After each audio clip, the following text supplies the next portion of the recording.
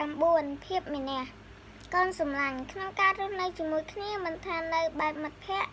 ឬបែបស្វាមីភរិយានោះទេតែងតែមានរឿងអ្វីមួយមកជ្រៀតជានិច្ចរបស់នោះគឺការយល់ច្រឡំលើគ្នាដែលជារឿងធម្មតាបើសិនជាប្តីប្រពន្ធវិញកាន់តែឆាប់យល់ច្រឡំលើគ្នាជាងមិត្តភ័ក្តិទៅទៀតកុំភ្លេចថាការយល់ច្រឡំគឺជាការយល់ខុសពីការពិតវាជាអារម្មណ៍ឆៅមួយពេលដែលការយល់ឃើញតែម្នាក់ឯងដែលការមិនពិតមែនបែបនោះទេខ្លួនយល់ឃើញតែម្នាក់ឯងថាត្រឹមត្រូវទើបហៅថាការយល់ច្រឡំអ្នកដែលយល់អ្វីខុសតែងតែមានភាពមានះមិនព្រមស្ដាប់អ្នកណាទេគិតថាខ្លួនឯងជាអ្នកត្រូវម្នាក់គត់អ្នកផ្សេងមិនយល់ពីចិត្តខ្លួនទើបធ្វើ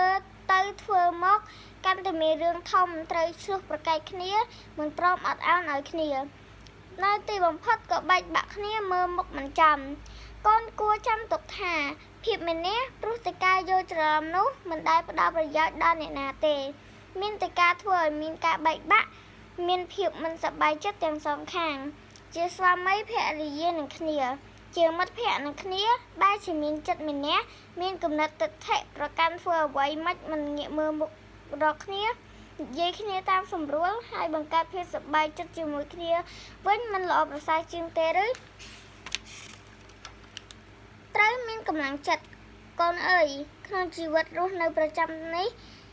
មិនមែនគ្រប់យ៉ាងអាចរលូនទៅទាំងអស់នោះទេមានជីវិតមានឡើងមានចុះមានសពបំណងឬខកបំណង